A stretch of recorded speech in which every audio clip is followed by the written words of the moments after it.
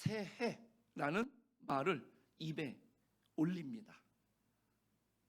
요즘은 휴대폰이 있어서 많이 그런 풍경들이 없어졌지만 연말이 되면은 문구점이나 큰 서점에 가서 다이어리를 삽니다. 그래서 전화번호도 옮겨줬고요, 주소도 옮겨줬고요. 저도 가끔씩 지금도 쓰고 있는데 10년 전 다이어리가 있어요. 왜 쓰느냐? 그냥 버리기가 아까워서요. 1월달, 2월달 달력에는 빼곡한데 그 다음엔 뒤에는 하얗습니다. 그리고 12월달이 되면 정신 차리고 또 몇 번 써. 그래서 그 다이어리가 많아서 버릴 수가 없어서 제가 메모지로 이제서야 이렇게 쓰고 있습니다. 새해, 과연 이러한 모습들이 우리가 새해라고 말할 수 있겠느냐라는 것이죠. 우리가 왜 그런 일들을 했을까요? 한 해를 보내면서 새로운 해를 다시 한번 새롭게 뭔가 다짐하고자 그렇게 노력들을 하는 거 아닙니까? 마음을 먹는 거 아닙니까? 그런데 여기서 한번 냉정하게 우리가 스스로 질문을 하고 한번 대답을 해보고 싶습니다. 12월 32일에 해하고 1월 1일에 해하고 다릅니까? 12월 31일이 되면은 북쪽만 빼놓고 동서남쪽으로요 바닷가를 찾아가고 산에 올라가서 그 해 뜨는 것을 봅니다. 그런데 어제 떴던 해와 지금 오늘 새벽에 뜨는 해가 물리적으로 뭐가 다릅니까? 지금까지 흘러오던 시간과 앞으로 우리가 지금 흘러가야 되는 이 시간이 물리적으로 다른 시간입니까? 그렇지 않습니다. 물리적인 시간, 이 크로노스는 그냥 무심하게 어제도 오늘처럼 또 내일은 오늘처럼 그냥 그렇게 계속 흘러갈 겁니다. 그렇다라고 한다면 우리가 이 새해를 맞이하면서 성경이 말하는 새로움은 뭘까? 한번 생각해 보고 싶습니다. 성경이 말하는 새로움은요, 이런 시간의 변화가 아닙니다. 관계의 변화, 위치의 변화를 새로움이라고 성경은 우리들에게 말씀해 줍니다. 즉 내가 누구와 연결되어 있느냐, 내가 어디에 서 있느냐, 이것에 대한 자각이 새로워질 때 비로소 우리의 시간은 하나님의 시간, 카이로스로 변화가 되고 의미 있는 시간이 되어진다는 거죠. 올해 우리 교회는 세워지는 교회, 깊어지는 성도라는 표어를 하나님 앞에 올려드렸습니다. 세상은요 늘 더 높이, 더 빨리, 더 많이 이런 것들을 외칩니다. 그러나 성경은 오늘 우리들에게 아주 전혀 다른 방향을 제시하는 것을 볼 수가 있습니다. 밖으로 화려해지기 이전에 안으로 깊어져라. 위로 올라가기 전에 아래로 더 깊이 내려가라. 성경은 우리들에게 그렇게 방향성을 제시하더라고요. 오늘 이 골로새서 2장 6절과 7절 말씀은 단 두 구절입니다. 이 말씀은 이 우리 교회의 표어를 뒷받침하는 근거가 되는 말씀으로 오늘 여러분들과 이 설교로 나누고자 하는데요. 이 두 구절 안에 바울 신앙의 정수입니다, 이것이. 그리고 기독교 신앙의 작동 원리가 아주 완벽하게 요약된 말씀이라고 감히 여러분들에게 말씀을 드릴 수가 있어요. 2026년이라고 하는 이제 우리가 거대한 건축을 시작합니다. 오늘 이 말씀을 통해서 우리가 붙잡아야 할 그런 참된 성경의 비밀이 뭘까? 우리가 한번 생각해보고 2026년 여러분들 각자의 삶과 또 우리 교회의 큰 건물들을 또 또 우리가 계획한 대로 지어가는 데 있어서 오늘 말씀이 근간이 되고 또 밑거름이 되기를 간절히 축복합니다. 먼저 6절 말씀을 우리가 함께 보겠습니다. 그러므로 너희가 그리스도 예수를 주로 받았으니, 이렇게 말씀합니다. 오늘 설교의 첫 번째 열쇠는 뭐냐? 이 받았다라는 겁니다. 헬라어로 파라람바노입니다. 흔히 우리들은 신앙을 갖는 것을 내가 선택했다고 생각을 합니다. 마치 마트에 가서 물건을 내가 선택하거나 내가 원하는 물건을 많은 비슷한 것들 중에서 내가 특별히 눈에 들어와서 내 마음에 맞아서 딱 선택을 한 것으로 생각을 한다는 것이죠. 그런데 이 성경에서 말하는 파라람바노, 이 받았다라고 하는 뜻은 그런 뜻이 아닙니다. 고대 사회에서는 굉장히 무거운 용례죠. 무거운 의미로 이 말을 썼다는 것이죠. 그러니까 예수님을 주로 받았다, 내가 뭔가를 선택했다, 이런 의미가 아니라 이 단어를 이 바울은 굉장히 무겁고 진중한 말로 썼다는 겁니다. 왜 그러느냐? 이 파라람바노라고 하는 이 단어의 첫 번째 뜻은 뭐냐면 거룩한 전승을 전수받았다는 뜻입니다. 한마디로 말하면 스승님의 가르침, 이것을 하나도 빠짐없이 다 듣고 그대로 내 것으로 삼는다라는 뜻입니다. 두 번째 뜻은 뭐냐면 정복 군주를 영접한다는 거죠. 두 나라가 전쟁을 합니다. 한 나라가 승리를 합니다. 그러면 이 승리한 왕이 군대를 끌고 이 점령한 이 성과 나라에 들어옵니다. 그럴 때 이 패배한 백성들이 어떻게 합니까? 전부 다 그 승리한 왕을 맞아들이기 위해서 준비를 하죠. 그리고 나서 이제는 우리의 주권자, 우리의 다스림을 받는 자는 바로 당신입니다 라고 영접하는 그러한 단어가 파라람바노, 받았다라는 뜻입니다. 지금 바울은 골로새 교인들에게 그리고 우리들에게 묻는 겁니다. 과연 여러분들은, 저는 예수님을 누구로 받았습니까? 예수님을 어떻게 우리는 영접을 했습니까? 라고 지금 묻는 거예요. 오늘날 현대인들은, 특별히 그리스도인들 말입니다, 예수님을 구원자, 세이비어, 이 구원자로는 환영을 하는데 주인으로는 부담스러워한다는 거죠. 왜 교회 안에 빈이 빈 부익부가 있을까? 왜 큰 교회는 사람들이 계속해서 몰려드는 것 같고 이 작은 교회는 사람들이 왜 계속해서 오지를 않을까? 바로 그 모습이 오늘날 그리스도인들의 신앙의 상태를 고스란히 보여주는 모습입니다.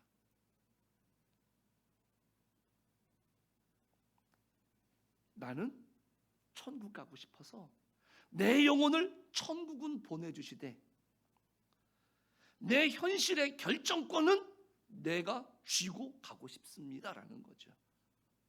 그래서 큰 교회 가서 편하게 예배드리고 은혜 받고 다 누리지만 내가 주인의식을 가지고 주인정신을 가지고 믿음을 가지고 사랑을 가지고 다른 누군가를 헌신하고 교회를 섬기는, 이것은 좀 부담스러운 거죠. 왜? 내 개인의 생활이 있다는 거예요. 그래서 사람들은 눈에 띄는 규모가 작은 교회가 아니라 내 존재가 눈에 띄진 않지만 은혜 받을 수 있는 큰 교회를 원한다는 것이죠. 그러나 오늘 본문 정확하게 우리에게 지적을 합니다. 그리스도 예수를 주로 받았으니, 이 주, 퀴리어스, 이거는 이 당시에 로마 황제에게만 쓰였던 칭호입니다. 이 뜻은 뭐냐? 내 인생의 주권이 완전하게 당신에게 다 넘어갔습니다. 이양이 됐습니다. 라는 선언입니다. 그래서 로마 황제를 바라볼 때마다 퀴리어스, 주님이라고 말하는 겁니다.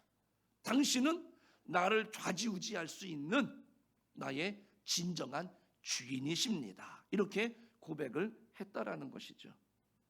그러므로 여러분들 2026년도가 진짜 내게 있어서, 여러분들에게 있어서 새로운 해, 말 그대로 새로운 해가 되기 위해서는 내가 이룰 것이다 라고 하는 주인의 자리에 내가 있는 것이 아니라 우리는 주님, 나를 통해서 무엇을 원하고 계십니까? 주님, 나를 통해서 무엇을 이루고 싶으십니까? 제게 원하는 것은 무엇입니까? 라는 질문으로 시작을 할 때 이 2026년도는 정말로 우리가 마음속으로 바라는 진정한 새해가 될 줄로 믿습니다. 주인은 바꾸지 않고 달력만 바꾼다? 이것은요, 낡은 부대는 그대로 두고 거기에다가 새 술을 붓는 격입니다. 그래서 새 술이 이어갈 때 그 부대는 터져버리는 거죠. 의미가 없어진다는 것이죠. 모든 노력이 허사로 돌아간다는 이야기인 겁니다.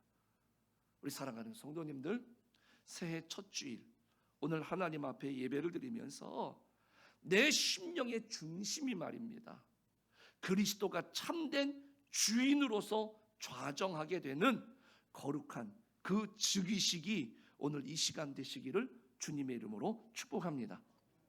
그러면 이 주권을 내가 이양을 했습니다.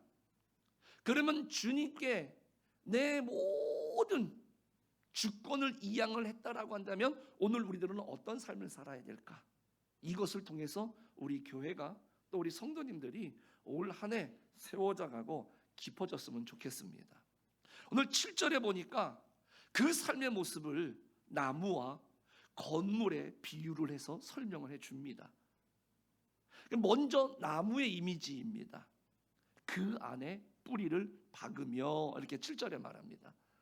이것이 우리 교회 표어에 깊어지는 성도에 해당이 되는 말씀입니다. 이 부분에서 좀 오늘은 신학적이고 문법적인 의미를 가지고 조금 어려울 것 같지만 그래도 설명을 드려보고자 합니다. 헬라어 원문에 보면 이 뿌리를 박는다라고 하는, 이 박는다라고 하는 의미가 에리조메노이라는 단어입니다. 이게 문법적으로 보면 완료 수동태 분사예요. 이것은 뭐냐? 수동태. 이거는 내가 하는 게 아니라 그 씨앗이 땅에 심겨지는 것처럼 농부 되신 하나님께서 우리를 그리스도라고 하는 토양에 우리를 심으셨다라는 의미가 되는 겁니다. 그러니까 우리가 뿌리를 박았다, 내가 마치 박은 것처럼 느껴지는데 그게 아니라 예수 그리스도에게 뿌리를 내릴 수 있도록 하나님께서 우리를 심어 주셨다라는 의미가 되는 것입니다. 우리들은 자꾸만 내가 뭔가 노력을 해서 뿌리를 내리려고 노력을 한다는 것이죠. 더 많이 기도하고 더 많이 봉사해야지 그래서 뿌리가 깊어진다라고 생각을 한다는 것이죠. 그런데 아닙니다. 신앙의 시작은 노력이 아니라 위치 선정이라는 것이죠. 그래서 우리가 제일 먼저 내가 그리스도 안에 있는가? 그렇다라고 한다면 뿌리는 내려지는 겁니다. 이 사실을 잊지 않기를 축복합니다. 그리고 완료형이에요. 이것은 한 번 일어났고 그 효력이 지속되고 있음을 의미하는 겁니다. 우리들이 신앙생활하면서 내가 조금 흔들릴 때 어떤 마음이 듭니까? 나는 이것밖에 안 되나 봐. 마치 뿌리가 이렇게 뽑힌 것처럼, 소망이 없는 것처럼 오늘 우리들이 그렇게 생각을 하는데요, 그렇게 의심하지 마십시오. 하나님이 한번 심으신 나무는 절대 뽑히는 일이 없는 줄로 믿습니다. 여러분들은 이미 그리스도 안에 뿌리 박힌 존재라는 겁니다. 그래서 깊어진다? 이 의미는 뭡니까? 이 식물학적으로 보면 뿌리는요, 향일성이 아닙니다. 우리가 화초를 키워보시면 알지만 잎사귀나 꽃은 어디를 향합니까? 빛을 향하게 되어 있습니다. 그런데 뿌리는 그런 향일성이 아니라 굴지성이에요. 이것은 뭐냐면 중력을 따라서 어둡고 습한 땅속으로 파고드는 성질이 있다라는 뜻입니다. 그러니까 우리가 이것을 비유적인 관점에서 본다라고 하면 성도의 깊어짐이 있어야 되는데, 이 성도의 깊어짐이라고 하는 이 과정 속에는 어둠의 시간을 반드시 통과해야 된다라는 의미가 있는 겁니다. 그래서 우리가 인생에서 고난이 오거나 기도가 쉽게 응답되지 않는 그 침묵의 시간이 길어진다고 느껴질 때, 우리들은 흔히 하나님이 혹시 나를 버리신 것은 아닐까? 나를 기억 못하시는 것은 아닐까? 우리는 그렇게 생각하는데 아닙니다. 그때가 바로 뿌리가 자라가는 시간인 줄로 믿습니다. 우리가 교회 봉사를 할 때 보십시오. 신앙생활 할 때 보십시오. 누가 알아주던가요? 그래서 열심을 내다가 어느 시점이 되면은요, 다 꺾입니다. 힘들어요. 알아주지 않으니까는요. 누가 와서 계속 들여다봐주고 칭찬해주지 않거든요. 마음이 쫙 이렇게 가라앉습니다. 그런데 여러분들, 바로 그때 여러분들이 그런 경험이 있으실 때를 잘 돌아보십시오. 그때 누구를 찾게 되던가요? 여전히 사람을 보면서 알아주라 칭찬해주라 그렇게 쫓아다니면서 말씀하십니까? 아니면 하나님 앞에 나와서 주님, 눈물 흘리면서 주님 묻고 생각하지 않습니까? 그때, 바로 그때가 뿌리가 깊어지고 그리스도라고 하는 이 생명의 근원지를 향해서 내 믿음의 뿌리가 더 깊게 내려가고 더 깊게 뻗쳐나가는 그 시간이 바로 그때라는 사실을 여러분들이 잊지 않기를 축복합니다. 그래서 우리들도 흔히 그렇죠. 기쁘고 즐겁고 행복할 때, 그때보다는요, 내가 위기의식을 느끼고 힘들고 어렵고 절망스러울 때 더 주님 앞에 더 많이 더 가까이 나와서 주님 앞에 더 간절하게 찾는 경우들이 많거든요. 그것이 우리가 이렇다 저렇다 말할 게 아니라 그 순간에 우리가 주님을 향한 그 뿌리가 깊어지고 있는 과정이다라는 것이죠. 오늘 여러분들이 기도의 응답이 없는 것 같아서, 아니면 내가 좀 많이 힘들어진 것 같아서 초조해하고 그것 때문에 마음이 쓰이십니까? 아니요. 지금 내 믿음의 뿌리가 주님을 향해서 깊어져 가고 있는 줄로 믿습니다. 여러분들, 저는 화초를 잘 못 키우는데요, 제가 항상 핑계하는 게 뭐냐면, 이 화분은요 깊지를 않아요. 뿌리를 내려야 되는데 딱 내려가면 끝이지 않습니까? 화려한 잎사귀만 자랑하는 나무들 보십시오. 태풍이 오면 그냥 쓰러져 버립니다. 그러나 겉모습은 조금 화려하지 않아도요, 땅속 깊이 바위 틈을 파고든 나무들을 보십시오. 뽑히지 않습니다, 웬만해서는. 그래서 시편 1편도 뭐라고 말합니까? 시냇가에 심기운 나무는 시절을 쫓아서 과실을 맺으며 그 잎사귀가 마르지 아니함 같으니 라고 말씀합니다. 우리 사랑하는 성도님들, 2026년을 지나면서 내가 고독해진다? 슬퍼하지 마십시오. 하나님께서 여러분을 깊어지는 성도로 만드시는 하나님의 은밀한 작업이 진행 중이신 것을 꼭 믿으시고요, 하나님과 깊이 다른 사람들은 알 수 없는 그 교제를 나눌 수 있는 우리 성도님들이 되시기를 간절히 축복합니다. 그런데 여러분들 그 뿌리가 깊어지면 나타나는 현상이 뭡니까?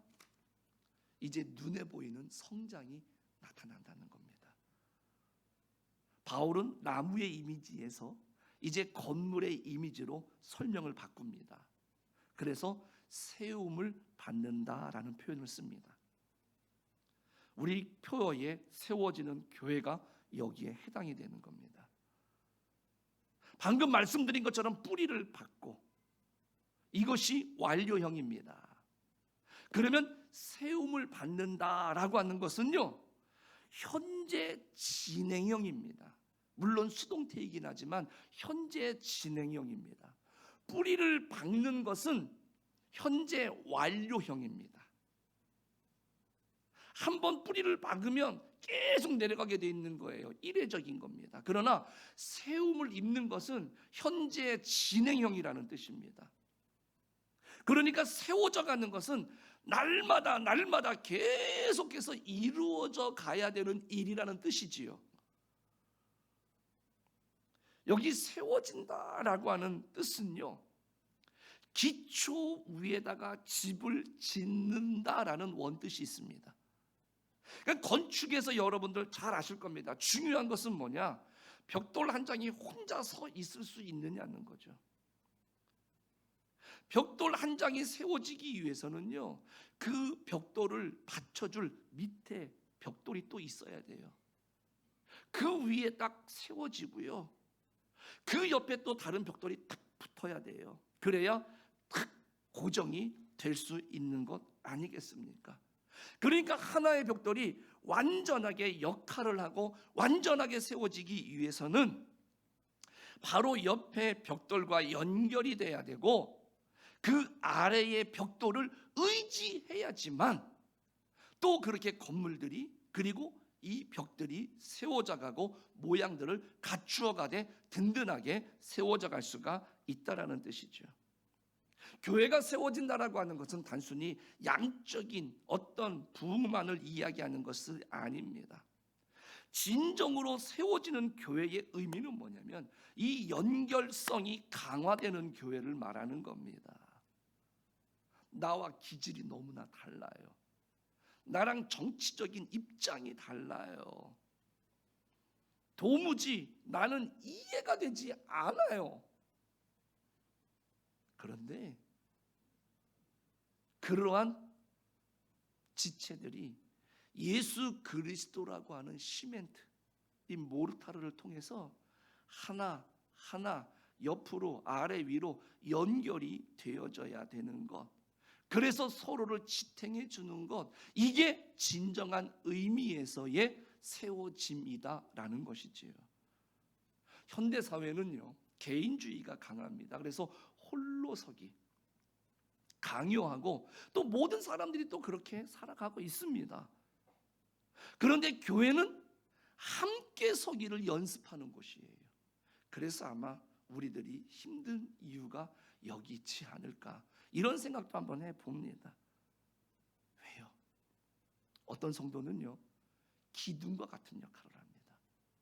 어떤 분은요, 이 창문과 같은 역할을 하고요, 또 어떤 분들은요, 아예 눈에 보이지 않는 저 건물 속에 들어있는 철근과 같은 역할로 이 교회를, 건물을 지탱하는 그런 지체들과 성도들이 있다라는 것이죠.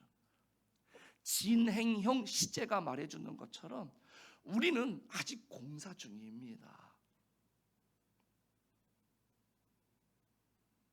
하나님 앞에 갈 때까지. 그러니까 지금도 여전히 서로가 맞춰가기 위해서 깎이고 서로가 부대끼고 있다 보니까 소리도 날 수 있고요, 아플 수도 있고요, 먼지도 날 수 있습니다. 그런 모습들을 보고 우리들이 실망해야 되겠느냐? 그건 아니지요.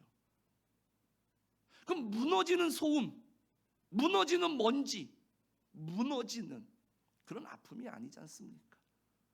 더 견고하게 세워지고 있는 치열함, 그리고 거룩한 공사의 현장이기 때문에 우리는 믿음으로 견디고 서로를 연결해 갈 수 있는 이러한 모습들을 두려워해서는 절대로 안 되는 것이죠. 그래서 우리 교회는요, 좀 서로의 다름을 용납하고요, 서로의 연약함을 내 어깨로 받쳐주는, 그래서 정말로 힘들어하는 누군가가 있으면 굳이 말을 안 해도 옆에서 나를 기댈 수 있도록 버팀목처럼 필요한 만큼 내 어깨를 내주고 내 등을 내주고요, 기다려주고, 그리고 나와 다름을 용납하고 이해하려고, 들여다보려고, 생각해보려고 우리가 마음을 활짝 여는, 그래서 단순히 기계적인 공동체가 아니라 교회는, 특별히 우리 교회는 그런 유기적인 공동체로 세워져 가는 그런 한 해가 되기를 주님의 이름으로 부탁을 드립니다. 정리해 본다면, 그래서 깊어지고 세워졌습니다. 그런데 이 7절 마지막에 이 바울은 아주 놀라운 결론을 우리들에게 말씀해 줍니다. 뿌리를 깊이 박았습니다. 든든히 세워졌습니다. 그리고 나면 사람들이 생각하는 건 당연히 하나일 겁니다. 큰 일을 하거나 그것이 성공으로 연결이 돼야 될 것 같은데, 사도 바울은 뭐라고 말합니까? 그렇게 말하는 것이 아니라 감사함을 넘치게 하라, 이렇게 말씀하고 있습니다. 이게 결론이지요. 여기서 넘치게 한다, 어떤 이미지가 떠오르십니까, 여러분들? 홍수가 날 때 뚝이 범람하는 모습들, 어떤 그릇에 물이 확 차가지고 이렇게 확 철철철철 넘치는 모습, 바로 이겁니다. 만약에 우리의 신앙이 제대로 작동을 하고 있다, 오늘 말씀처럼, 그러면 그 제대로 신앙이 작동하고 있다라고 하는 증거는 어떤 능력이나 은사로 나타나는 게 아닙니다. 내가 주체할 수 없는 감사로 터져 나오게 되어 있다라는 것이죠. 왜 그럴까요? 모든 게 좋고 안정적이고 잘 될 때 감사하는 거 누구나 할 수 있는 겁니다. 누구나 할 수 있어요, 그거는. 그러나 깊이 뿌리를 박힌 성도는 상황과 상관없어요. 내 모든 것을 주님께 다 넘겨드렸어요. 그래서 상황이나 환경 때문에 흔들리지 않습니다. 그래서 여전히 감사할 수 있는 겁니다. 땅 위의 날씨가 가물어도요, 뿌리는 땅속 깊이 흐르고 있는 예수 그리스도라고 하는 생명수에 내가 뿌리를 내리고 있기 때문에 전혀 불안하지 않습니다. 흔들리지 않아요. 우리 사랑하는 성도님들, 어쨌거나 저쨌거나 우리 모두는요, 2026년이라고 하는 이 새로운 시간을 향해서 우리가 거친 파도 속으로 항해를 할 수밖에 없는 그러한 모습들로 우리는 이미 이제 출발을 했습니다. 높아지려고 애쓰기보다는요, 깊어지기를 힘쓰시는 우리 성도님들이 되시기를 축복합니다.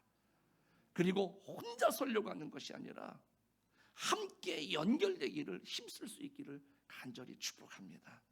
우리 사랑하는 성도님들, 예전에 어떤 분을 만났는데요, 그분은 그러더라고요. 자기는 어느 교회 출석한대요. 근데 이름만 대면 너무나 유명한 교회예요. 저를 만나면 그렇게 담임 목사님을 엄청 자랑을 합니다. 그렇군요. 그런데 느끼는 것은 뭐냐? 부초와 같아요. 그 큰 교회에서 그 유명하고 훌륭한 목사님 밑에 생활을 하는데 정착을 못합니다. 그 수천 명 되는 성도들인데 나랑 연결된 사람이 없어요. 그 교회 속에 내가 뿌리를 내릴 만한 곳이 없어요. 그래서 매일, 그래서 어떨 때는 내가 도대체 뭘 하는 건가? 평상시엔 가만히 있다가 왜 힘들면 자기네 담임 목사님을 안 찾아가고 왜 날 찾아오는가? 그리고 본인이 본인 교회에서 힘들었던 얘기를 왜 다른 교회 담임 목사인 나한테 이야기를 하는 걸까?